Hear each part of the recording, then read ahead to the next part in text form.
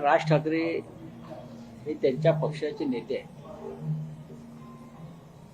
महाराष्ट्रामधल्या अनेक घडामोडींवर त्यांनी अलीकडच्या काळामध्ये भाष्य केलेलं आहे. मग अहमदाबादला विमान कोसळलं, ड्रीम लाईनर, त्याच्यावर ते बोललेले आहे. परवा इंद्रायणी नदीवरचा जो पूल कोसळला त्याच्यावर त्यांनी त्यांचं भाष्य केलेलं आहे. राज ठाकरे या राज्याचे नेते आहेत, एका पक्षाचे प्रमुख आहेत. त्याच्यामुळे ते काय बोलतायत आणि काय बोलणार आहे त्याच्यावरती मी आता भाष्य करणं बरोबर नाही. ते काय बोलतात ते आम्ही सुद्धा ऐकू नक्कीच. तुम्हाला जे अपेक्षित आहे त्याच्यावर नक्कीच बोलतील ते, असं मला वाटतं. उद्या शिवसेनेचा 59वा वर्धापन दिन, लक्षात घ्या. उद्या शिवसेनेचा 59वा वर्धापन दिन आहे. मूळ शिवसेनेचा, डुप्लिकेट शिवसेनेचा नाही. आणि त्या वर्धापन दिन सोहळ्यामध्ये शिवसेना पक्षप्रमुख उद्धव ठाकरे हे सुद्धा अनेक विषयांवरती आपल्या भूमिका स्पष्ट करतात. ज्याविषयी लोकांच्या मनामध्ये काही शंका आहेत, संभ्रम आहेत, उत्सुकता आहे, असे अनेक विषय आहेत. त्या विषयावरती उद्धव ठाकरे उद्या बोलतील अशी सगळ्यांना अपेक्षा आहे आणि नक्कीच ते बोलतील. आज राज ठाकरेंची पत्रकार परिषद आहे, उद्या उद्धव साहेब बोलणार आहे. चांगलं आहे ना, एकत्र येणार यावर काय खरं तर चांगलं आहे ना. त्याच्यामध्ये शंका घेण्याचं कारण काय? आम्ही स्वतः या सगळ्याच्या बाबतीमध्ये पहिल्या दिवसापासून एका चांगल्या भूमिकेतून चर्चा करतो आहोत. पण शेवटी उद्धव ठाकरे व राज ठाकरे हे जे दोन बंधू आहेत, त्यांचे पक्ष जरी स्वतंत्र असले तरी शेवटी ते दोन बंधू आहेत. आणि मला खात्री आहे आमच्यासारख्या चाहत्यांना की नक्कीच महाराष्ट्राच्या कल्याणाचं आणि मराठी माणसाच्या उद्धाराचं असे निर्णय घेतले जातात. दुसरी गोष्ट मध्ये मुख्यमंत्री भेटले होते राज ठाकरेंना, त्याच्यानंतर वेगवेगळ्या चर्चा सुरू झाल्या. मुख्यमंत्री, या राज्याचे मुख्यमंत्री हे एक राजकारणातले कारस्थानिकग्रस्त आहेत. त्यांची कोणती चाल ही सरळ नसते आणि मराठी माणूस किंवा महाराष्ट्राच्या हिताची तर अजिबात नसते. भारतीय जनता पक्षाचं धोरण आहे. मी मुख्यमंत्र्यांना दोष देत नाही, हे त्यांचं धोरण आहे. फोडा, झोडा आणि राज्य करा. हिंदूंची एकजूट तोडा, मराठी माणसाची एकजूट तोडा आणि राज्य करा, हे त्यांचं धोरण आहे. आणि मग त्यासाठी या धोरणामध्ये त्यांना सलीम कुत्ताही चालतो, इक्बाल मिर्चीही चालतो, उद्या दाऊद इब्राहिम चालेल. हे त्या पक्षाचं धोरण आहे. आमचं तसं धोरण नाही. आम्ही एका वैचारिक भूमिकेतून काम करणारे लोक आहोत. जसं काल माननीय शरद पवार साहेबांनी सांगितलं की जे भारतीय जनता पक्षाबरोबर गेलेले आहेत त्यांच्याबरोबर आम्ही हात मिळवणी करणार नाही. पक्क धोरण. हा बोला. शरद पवार काल बोलताना म्हणाले की संधी साधू लोकांना सोबत घ्या. नाही, संधी साधू शाहू फुले विचार, आंबेडकरांच्या विचारांचे जे लोक आहेत त्यांना सोबत घ्या, मात्र संधी साधू लोकांना सोबत ते घ्या. योग्य तेच बोललेले आहेत. आणि मी वारंवार तेच सांगत होतो की माननीय शरद पवार साहेब अशा प्रकारच्या कोणत्याही प्रवृत्तींना जवळ करणार नाही. शाहू फुले आंबेडकर हा जसा या राज्याचा विचार आहे तशी आम्ही सगळे लोक त्या विचारांबरोबर बाळासाहेब ठाकरेंचा विचार जो आहे, महाराष्ट्र एकसंघ ठेवण्याचा आणि महाराष्ट्राच्या शत्रूशी लढण्याचा, त्याच्यामध्ये आम्ही तडजोड करणार नाही. जे संधी साधू आमच्याकडून एखाद्या पार्टीत गेले असतील आम्ही त्यांचा विचारही करत नाही. पण हे सगळे लोक, भारतीय जनता पक्ष असेल किंवा जो एसएनसी गट आहे ते असतील, त्यांना असे लोक लागतात. भ्रष्ट, व्यभिचारी, गुंड, दाऊदचे हस्तक, हे असे लोक लागतात. खरं म्हणजे आता भारतीय जनता पक्षानं सलीम कुत्ता ह्याला संत म्हणून पदवी दिली पाहिजे.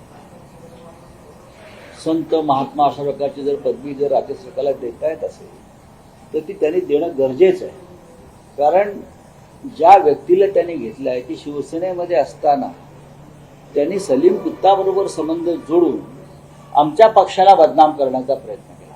आमच्या पक्षाला, शिवसेने, आम्ही देशद्रोही लोकांबरोबर काम करतो. मग आता तुम्ही तर देशद्रोही पक्षाच्या लोकांच्या खिशामध्ये जाऊन बसलेला. ठीक आहे, बोला. सर, प्रश्न तोच आहे. बडगुजरांचा काल पक्षप्रवेश जो झाला, नाशिकच्या त्या सगळ्या प्रकरणात किंवा सलीम कुत्त्याच्या त्या सगळ्या प्रकरणात तुम्ही असतील किंवा सुषमा अंधारे असतील यांनी वारंवार आवाज उठवला होता की पक्षाला बदनाम केले जाते. राणेंचं त्यावेळेसचं स्टेटमेंट काल पुन्हा आम्ही क्यू करत होतो, ते अक्षरशः खालच्या भाषेत खरं तर बडगुजर आणि सलीम कुत्त्याविषयी बोलत होते. काल त्यांनी त्यांचं विधान बदललं, बावनकुळेंनी काल विधान बदललं, रवींद्र चव्हाणांनी विधान बघा, हे सगळे पलटूराम आहे. मी जे मगाशी म्हणालो की यांचा जो पक्ष आहे भारतीय जनता पक्ष, हा अटल बिहारी वाजपेयी, लालकृष्ण अडवाणी यांच्या मूळ विचारधारेचा पक्ष अजिबात राहिलेला नाही. प्रफुल्ल पटेल यांचे इक्बाल मिर्ची बरोबर म्हणजे दाऊदच्या हस्तकाबरोबर संबंध आहेत हे नरेंद्र मोदी यांनी सांगितलं. अशोक चव्हाण यांनी संरक्षण खात्याच्या जमिनी लाटल्या आणि देशाच्या सैनिकांशी गद्दारी केली हे नरेंद्र मोदींनी सांगितलेलं. काय हे नरेंद्र मोदी यांनी श्वेतपत्रिका काढली आहे. त्यानंतर हे आता काय सलीम कुत्ता प्रकरण आलंय, हे भाजपने काढलंय. एसआयटी लावली देवेंद्र फडणवीसांनी. एसआयटी काय झालं त्या एसआयटीचं? त्या सलीम कुत्ताला तुम्ही तुमच्या पक्षामध्ये घेतलाय तुरुंगातून आणून. चंद्रशेखर बावनकुळेंनी किंवा त्यांचे जे कार्याध्यक्ष आहेत रवींद्र चव्हाण, फडणवीस यांच्याबरोबर सलीम कुत्ता काल वर्षा बंगल्यावर बिर्याणी खायला बसला होता का? घरामध्ये त्यांच्या बिर्याणी आली सलीम कुत्ताच्या घरातून आणि सगळे पार्टीला बसले आणि त्यांनी सलीम कुत्ताची माफी मागितली का? लोकांच्या मनातल्या शंका आहे. खरं तर आरोप सिद्ध करायचा प्रत्येक वेळेस भाजपचा एक असतो की जर आमच्याकडे आले तर त्यांचे आरोप सिद्ध नाही झाले, त्यांची चौकशी चालू आहे. मात्र त्यांना घेतलं जातं प्रत्येक जणाला पक्षामध्ये आणि नंतर काही बकवास पक्ष आहे, ढोंगी आणि भ्रष्ट लोकांचा हा पक्ष आहे. या पक्षा इतका देशद्रोही पक्ष या देशाच्या इतिहासात झाला नाही. देशद्रोही हा शब्द त्यांना लागू पडतो कारण सगळे देशद्रोही भ्रष्ट लोक यांनी आपल्या पक्षामध्ये घेतलेले आहेत, ज्यांच्यावर त्यांनी स्वतः देशद्रोहाचे आरोप केले, भ्रष्टाचाराचे आरोप केले. असे सगळे देशद्रोही लोक अँटी नॅशनल, बरं का, याच्या उद्या दाऊद इब्राहिमला सुद्धा पक्षामध्ये आणतील. मुस्लिमांची मतं हवी आहेत. मला ह्या लोकांचा काही भरोसा नाही. पाकिस्तान बरोबर काहीतरी डील करतील आणि दाऊद इब्राहिम, छोटा शकील, टायगर बेवन यांना भाजप आपल्या पक्षात घ्यायला मागे पुढे पाहणार नाही. हे सगळं सत्तेसाठी सुरू आहे. आता स्थानिक स्वराज्य संस्था निवडणूक सत्तेसाठी कशाला? ही फार लहान गोष्ट आहे. देशातली सत्ता ह्या लोकांच्याच आधारानं घेतलेली आहे ना, भ्रष्ट आणि या सगळ्या देशद्रोही लोकांच्या आधारानं. अख्ख्या देशात आणि महाराष्ट्रात तेच धुमाकूळ सुरू आहे. मुख्यमंत्र्यांना लाज वाटली पाहिजे राज्याच्या मुख्यमंत्र्यांना. तुम्ही राष्ट्रवादाच्या गप्पा मारता, तुम्ही आरएसएसचे लोक आहात ना. मोहनराव भागवतांनी याच्यावरती भाष्य केलं पाहिजे. तुम्ही आरएसएसचं संचलनाला जाता ना, हातात तिरंगा नसतो तुमच्या का, ते आता कळला. तुमच्या हातात आणि तुमच्या घरावर तिरंगा का लागला नाही हे आता आम्हाला हळूहळू या पिढीला कळायला लागेल. सर, हिंदी भाषेच्या सक्तीचा विषय आहे. खरं तर हिंदी सक्ती नाही असं म्हणतायत, पण तिसरी भाषा तुम्हाला हिंदीत शिकावी लागणार आहे असं एक सरकारचं म्हणणं आहे. पहिलीपासून तुम्हाला जी तिसरी भाषा आहे, मराठी सक्ती या संदर्भामध्ये मला वाटतं आज राज ठाकरेंची पत्रकार परिषद त्या विषयावरती असावी. तर हा विषय जसा आम्ही घेतो तसा तेही प्रामुख्याने घेतात. तुमची भूमिका काय? निवडणुकांसाठी मेगा प्लॅन तयार केला आणि भारतीय जनता पार्टीने स्थानिक स्वराज्य संस्थांच्या निवडणुकांसाठी मेगा प्लॅन तयार केला. सलीम कुत्ता प्रचाराला आणतायत ना. आणि महाविकास आघाडीतले जे नाराज नेते आहेत त्यांचा आता पक्षप्रवेश करून घेणार आहेत. करू द्या. हा पक्ष असा भंगार गोळा करूनच मोठा झाला. आमच्यातले असे लोक फोडायचे, दहशत आणि पैसा आणि पोलीस यंत्रणाचा वापर करून. स्वतःचं काय यांच्याकडे आहे? यांच्या पक्षातले जे आमदार आहेत त्यातले 90% आमदार हे दुसऱ्या पक्षातले आहेत. स्वतःचं कुठे आहे, त्यांच्याकडे स्वतःचं काय नाही. बोला, संपलं. तिसरा त्या हिंदीच्या विषयात एक आहे की तुमच्या पक्षाची काय भूमिका आहे समजा तिसरी भाषा अनिवार्य करण्याच्या ह्याच्या संदर्भात? बघा, हे राष्ट्रीय धोरण आहे. आम्ही पार्लमेंटला जाऊन याच्यावरती मोदींना प्रश्न विचारतो. आमच्याकडे ते आयुध आहेत, आमचे खासदार आहेत, आणि आमच्यासह इतर अनेक खासदार पश्चिम बंगालचे असतील किंवा महाराष्ट्राचे असतील किंवा गुजरातचे खासदार सुद्धा आमच्यावर येतील या विषयावर. आम्ही त्याच्यावरती चर्चा करू. शैक्षणिक धोरण जे ठरवलं जात आहे राष्ट्रीय, हे भारतीय जनता पक्ष त्यांच्या राजकीय सोयीसाठी ठरवतो. हिंदी भाषा आम्हाला येते, उत्तम प्रकारे येते, आम्हाला शिकवण्याची गरजच नाही. किंबहुना नरेंद्र मोदी आणि त्यांच्या लोकांपेक्षा उत्तम हिंदी आम्ही बोलतोय मुंबईमध्ये, आणि मुंबईमध्ये मोठ्या प्रमाणामध्ये हिंदी भाषिक आहेत. महानगरपालिका हिंदी शाळा सुद्धा चालवते आमची अनेक वर्षापासून, माहिती आहे का तुम्हाला? तो ज्यांना हिंदी येते त्यांच्यावर तुम्ही कशा करता आला? आम्हाला येत आहे ना, आम्ही हिंदीला कधी विरोध केला नाही, पण तुम्ही शालेय अभ्यासक्रमामध्ये ही सक्ती करू नका. आम्हाला उत्तम हिंदी येते. पार्लमेंटला आमचा संपूर्ण व्यवहार हिंदीमध्ये चालतो, खास करून कारण आम्ही म्हणतो ही देशाची भाषा, सगळ्यांना समजते, ही देशाची भाषा. आणि आमचा आग्रह असतो की देशाच्या संसदेमध्ये आपण हिंदीमध्ये व्यवहार केला पाहिजे. आमचं नरेंद्र मोदींसारखं नाही सायप्रसला गेलो आणि हिंदी बोलायचं. आम्ही सायप्रसला जाऊन इंग्रजीमध्ये बोलतो. इंडिगो कंपनी इंडिगो सोबत जाऊ द्या ना आता.